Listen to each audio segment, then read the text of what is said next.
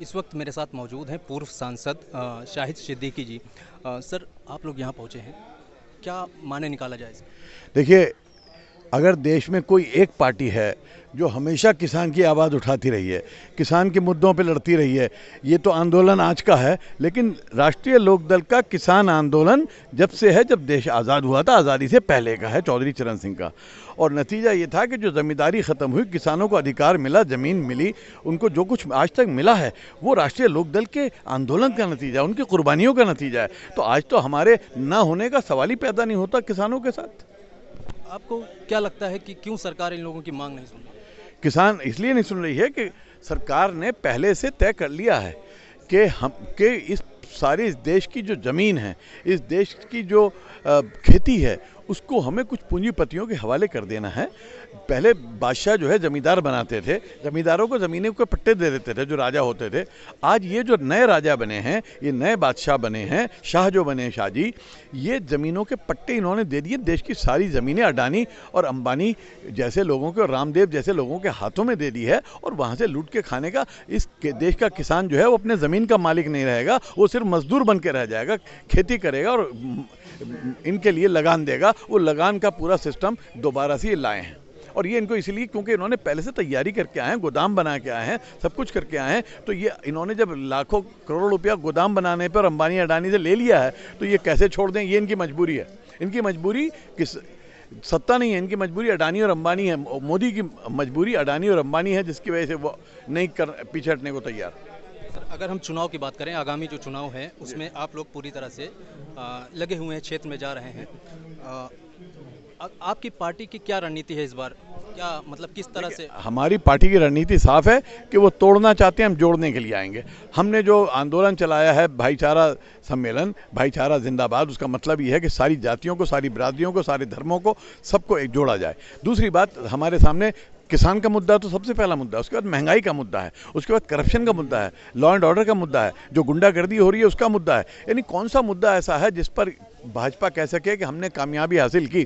कौन सा मुद्दा ऐसा है जिस पर हम ना लड़ें? जनता का हर मुद्दा हमारी पार्टी का मुद्दा है, और इसलिए कि आज जनता जो है त्रस्त है। पिछले 70 साल में जो नहीं हुआ वो आज 7 साल में हो रहा है। और सबसे बड़ा मुद्दा यह है कि आज लोकतंत्र खत्म हो गया है, ये जेल खाना बना दिया है। यहाँ किसान बैठे हैं, किसान संसद है, इसी जंतर मंतर के ऊपर हम खुलेआम आते थे, और यहाँ पे आके हर देशवासी आके अपनी आवाज़ बुलंद करता था। आज आपने ये सारे बैरियर लगा के आपने इसको एक जेल बना दिया है, इस जंतर मंतर को। जिस जंतर मंतर से देश की आवाज़ उठती थी, उस जंतर मंतर के ऊपर आपने गला घोंट दिया है। तो ये जो है, ये बड़े मुद्दे हैं। अगर हमने इसकी लड़ाई नहीं लड़ी तो सवाल सिर्फ किसान का नहीं है, सवाल इस देश का भी है। ये देश भी बहुत नुकसान में रहेगा, लोकतंत्र भी खत्म हो जाएगा, और लोकतंत्र खत्म होगा तो मुझे लगता है कि फिर भारत का भविष्य जो है वो भी खतरे में पड़ेगा। इसलिए हमारी किसान की लड़ाई नहीं है, किसान आज देश को बचाने की लड़ाई लड़ रहा है, और राष्ट्रीय लोकदल भी देश को बचाने की लड़ाई लड़ रहा है। मेरे साथ मौजूद हैं पूर्व सांसद मुंशी राम पाल जी, जो किसान संसद मार्च में अपना समर्थन देने के लिए आए हैं राष्ट्रीय अध्यक्ष के साथ।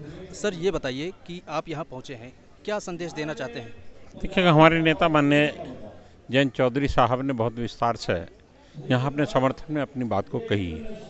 देखिएगा, देश जिस प्रजातंत्र के तहत हमारे माननीय प्रधानमंत्री जी नरेंद्र मोदी जी प्रधानमंत्री बने हैं, वो इस बात को भूल रहे हैं कि जो संवैधानिक प्रक्रिया में वो इस कुर्सी तक पहुँचे हैं, उस संवैधानिक प्रक्रिया में जो देश की जनता का अधिकार है अपनी बात को कहने का और अपनी बात को मनवाने का सरकार से, वही किसान अपनी बात को उस प्रजातांत्रिक तरीके से वो अपनाना चाह रहे हैं। जब किसानों को वो उनके तीनों बिल मंजूर नहीं है, तो सरकार ज़बरदस्ती ये बात कहकर उन पर, किसानों पर उन बिलों को थोपना चाहती है जो किसानों को लाभकारी नहीं है। उस बात के लिए आज इतना 8 महीने से ज़्यादा हो गए किसानों को सड़कों पर पड़े हैं, लेकिन सरकार बिल्कुल गूंगी और बहरी होकर बैठी है, और इस बात को भूल रही कि उसी प्रजातंत्र के तहत हम आज इस कुर्सी पर बैठे हैं। जिस कुर्सी पर बैठे हैं, जिस जनता ने उस कुर्सी पर बैठाया है, वो जनता जिस दिन उस कुर्सी से उनको हटा देगी, तब उनको पता चलेगा कि हम किसानों के कितने पक्ष में थे। उस संसद में किसानों की चर्चा नहीं हो रही है, तभी शायद किसान अपनी संसद यहाँ पे लगाए हुए हैं, बैठे हुए हैं। नहीं, संसद में किसानों की चर्चा सरकार करने को तैयार नहीं है। वो चाहती नहीं कि किसानों के प्रति या मजदूरों के प्रति कोई चर्चा हो।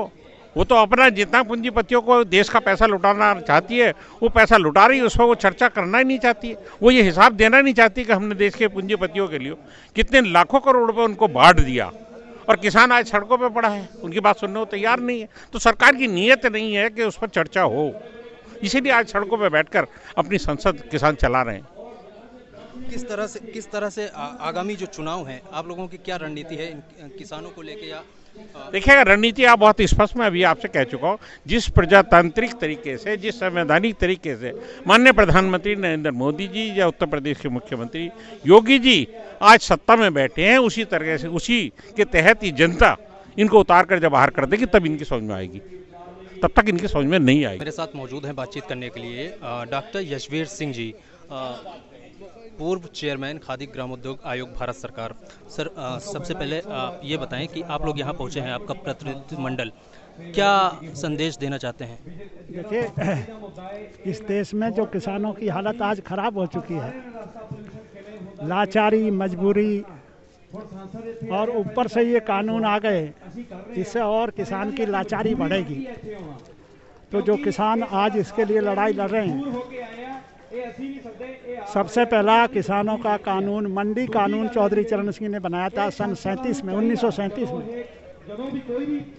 और उसके बाद उसमें बहुत अमेंडमेंट हुए। उसके चलते कुछ किसानों को फायदा हुआ, लेकिन आज जो परिस्थिति है, 10% किसान का भी एमएसपी नहीं मिल पा रही। इस बार पहली बार हाईएस्ट 10% किसान को एमएसपी मिली है। बाकी सारा किसान औने पौने चौथाई दाम पर बेचने को मजबूर है, चूँकि हमने मंडियों की व्यवस्था नहीं करी। और ये सरकार मंडियों को और ख़त्म करना चाहती है, प्राइवेट हाथों में देना चाहती है, अमेरिका की तरह। अमेरिका में सारा अनाज का व्यापार 4 उद्योगपतियों के हाथ में है। वही मॉडल यहाँ भारत में लाना चाहते हैं कि सारा कारोबार, चाहे सेब का हो, फलों का हो, अनाज का हो, वो चंद उद्योगपतियों के हाथ में चला जाए। उससे किसान लाचार हो जाएगा। तो इसलिए जो आज किसानों ने मांग रखी है कि मंडियां मजबूत की जाएं, मंडियां रहनी चाहिए, एमएसपी मिलना चाहिए, हम उसका समर्थन करते हैं। जयंत चौधरी जी के साथ आए हैं, वो हमारे नेता हैं पार्टी के। उन्होंने बहुत सही निर्णय लेकर के जिस आवाज़ को चौधरी चरण सिंह ने दिल्ली, किसानों की आवाज़ को दिल्ली में पहुंचाया, आज उस आवाज़ को बुलंद चौधरी जयंत कर रहे हैं दिल्ली में। इसलिए हम यहाँ उनके साथ आए। सर, एक चीज़ ये बताएं कि राष्ट्रीय लोकदल ने आपको जो उनका संकल्प समिति, उसका अध्यक्ष बनाया है, क्या रणनीति है? नहीं, उसमें रणनीति क्या, किसानों के मुद्दे रखेंगे। किसानों की प्रायोरिटी क्या है? देश की प्रायोरिटी में हमारी प्रायोरिटी गायब हो गई। किसान हाशिए पे चला गया, किसान का वजूद नहीं बचा, ना आर्थिक क्षेत्र में बचा, ना कृषि क्षेत्र में बचा। तो किसान की बदहाली को कैसे सुधारा जाए, वो मुद्दा हमारा है, वही हम अपने मैनिफेस्टो में रखेंगे।